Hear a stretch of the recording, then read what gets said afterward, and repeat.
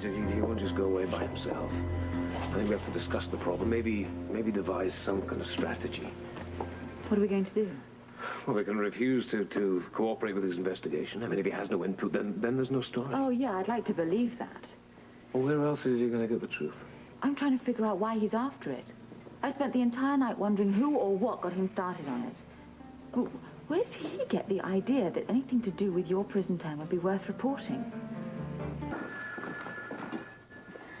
No, I have nothing further to add. I just was relieved to find your byline missing from this morning's paper. Relieved? I thought you were the concerned citizen, outraged by police corruption. You should be dying for my articles to appear. Well, I am. I just don't want you getting sidetracked. Not a chance. I can smell this story, and it stinks.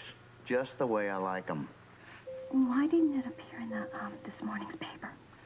Well, after I got back late last night to the office and I started putting the facts down on paper, I realized that there was a lot more here than I'd bargained for. What do you mean?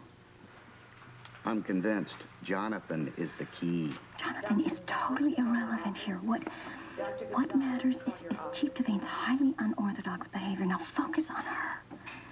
Don't just forget everybody else. You won't be sorry. Yeah, well, I make it a habit to cover all bases on every story. You want me to let Jonathan slide? Convince me the man does not figure. I need facts, not just your word. I know what I'm talking about. And I know my job. Listen, the Grim Reaper approacheth. What? A copy boy, ready to devour my pages. If I don't feed him, he's liable to eat the desk. Listen, you want fireworks? Check the afternoon edition. I'll do that. Amelia? Oh, Dr. Foster. Oh, I'm sorry. I didn't mean to startle you. Would you check on Corey Blythe? His chart indicated he had a pretty rocky night last night. See if you can do something to make him relax a little. I'll try. Okay. Appreciate that.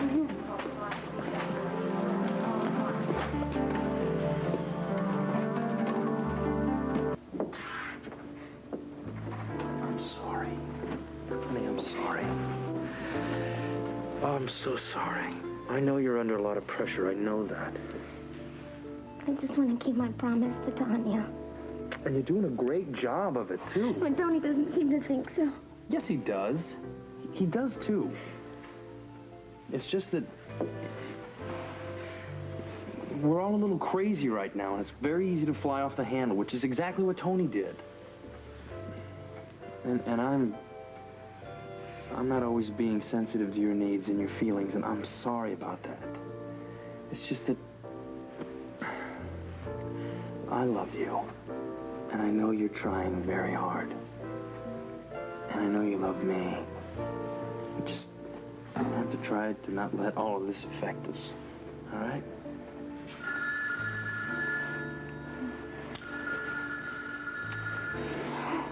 Oh. The phone will be the end of this. Excuse me. Hello. Frisco, it's Anna. We may have a break on the hit and run. You found a suspect? Maybe. Where?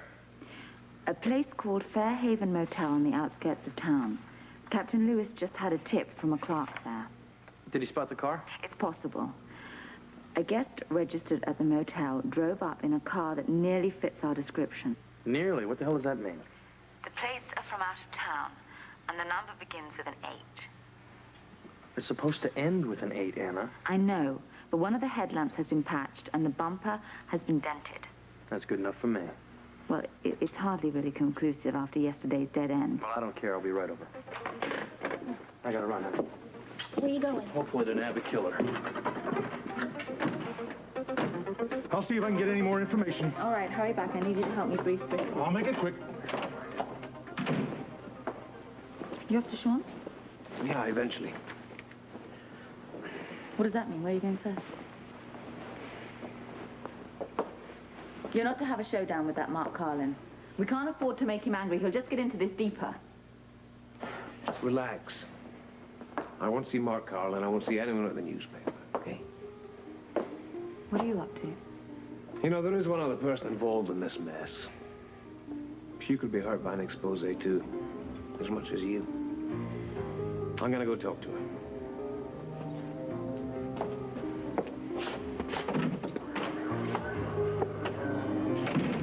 We've also got a description of the clothing the man was last seen wearing. What are we waiting for? Let's roll. You back me up? No, not this time. I gotta follow another lead. What's that? Well, this morning, the clerk said when the man was leaving, he asked me how long he was going to stay around. Guy claimed he's going to stick around because he has a friend in the hospital. Which hospital? Well, I don't know. I'm going to check out General and have somebody else check out Mercy and the other. Okay, well, you get yourself someone good. Yep. Frisco, get yourself a backup too, please. I'll see what I can do. No, don't you attempt to take this on solo. All right? Good luck, gentlemen. If we can put a lock on this case, maybe we'll all get a good night's sleep. Great. Frisco, stay in touch. Oh, I'll do better than that. I'm gonna bring a killer back on a silver platter. You're wasting your time at the hospital. I could give him a call if you like at home. No, that's okay. Don't bother. I'll come back. Thanks. Okay. Excuse me, is someone here for me? I am. Duke, You got a minute? what do you want? We need to talk. Now? Yeah, it's very important. Well, they need me back at the ward. This won't take long. Concerns your welfare, as well as mine and Anna's. Up to you.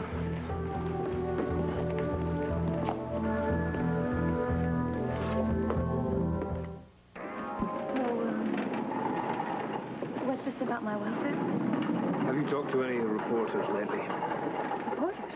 Yeah, one in particular. Mark Carlin's his name. No. I mean, I don't know the man. Oh, good. I'll try and keep it that way. Why? What's going on? I'm not too sure at the moment. He's been asking questions. First of all, he collared Frisco, and then he came after me. What kind of questions?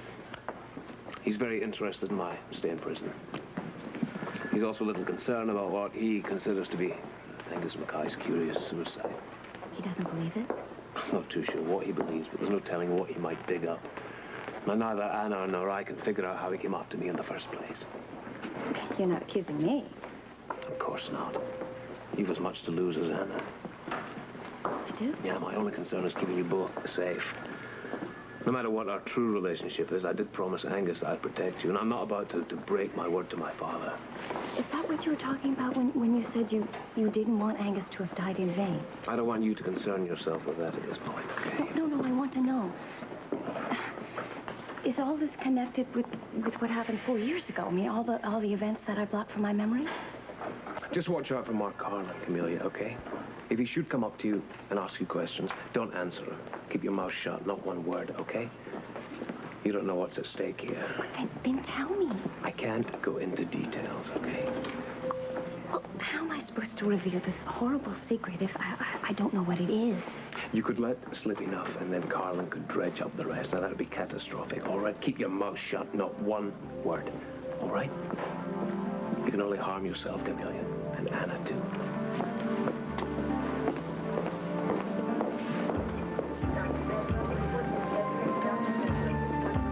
I don't know how Tanya managed. And she worked, too. Well, what you do at home is work as well, believe me. Well, it certainly worn me out. Thank goodness Barbara Jean's babysitter showed up. Tony gave me a reprieve, but I feel too guilty to enjoy myself. Oh, come on, you shouldn't feel guilty. No, I can't help myself. I want to help Tony in every way that I can. Not at the expense of your own marriage, though. Have you been listening in at our keyhole? No. I just know how difficult relationships are, even under the best circumstances. And you and Frisco certainly took a rocky path to your wedding. Well, that's putting it mildly. At least you got there, though. Which is more than I can say for some. Look, now you're husband and wife. You mustn't let anything come between you. Really. You must let your happiness be your priority. Well, I don't think Frisco and I have lost sight of ourselves through all of this. Not critically, anyway. Because whenever we fight, we always make up. Right now, our main priority is Tony. I just hope he can make it through all this grief. Yeah. It'll help once we find Tanya's killer. And with Frisco and Captain Lewis and half the police force looking for him, it shouldn't be long. Tony doesn't talk about it very much. But with all this hanging over his head, it doesn't help matters any. He'll feel better once we get the coward that killed his wife behind bars. Done. Sorry to cut it so close, Ray. Don't apologize, Carlin. I'd hold the presses forever for this story. I can't wait till it hits the streets. We'll shake Port Charles to the rafters. And bring the police department tumbling down.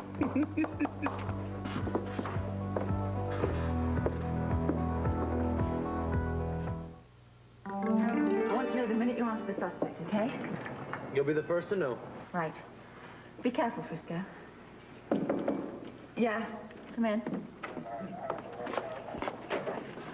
You're back. I was wondering when you get back. Were you worried?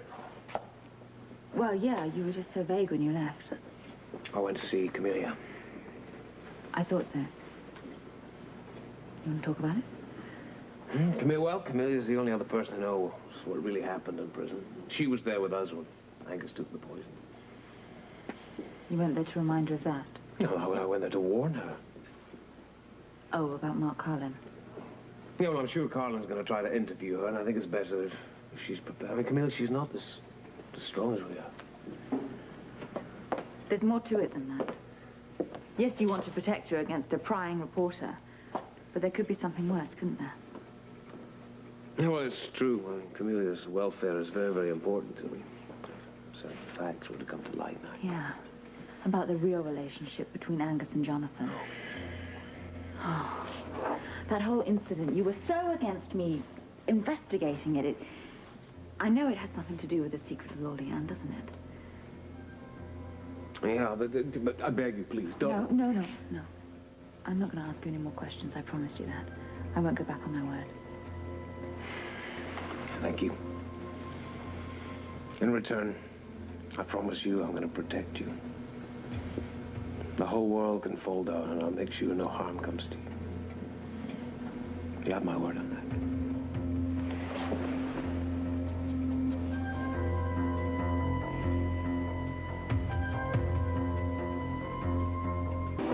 It's Sam. Frisco nailed the suspect. Do you think he's your man? Frisco's convinced that he is. Yeah, well, Frisco's hardly objective under the present circumstances. Yeah, I know his family's involved, but he's a good cop and I trust him. Oh, I do too. And from the motel clerk's description of this man, I think he could be the hit-and-run driver. Well, I hope so. For everyone's sake. Yeah.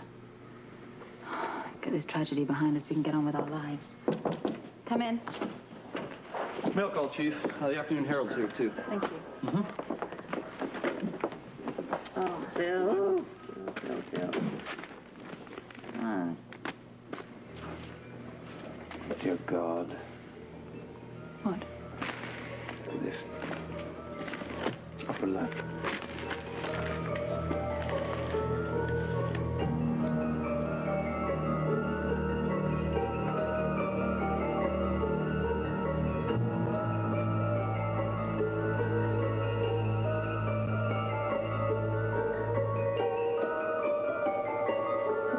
Looks like Frisco calling a suspect. Looks like I don't have any reason to cover for you now, do I? No need to. Let's go to the party. Oh, Ms. Mackay. Are you going to go to the party? Maybe you can use your key to let us in.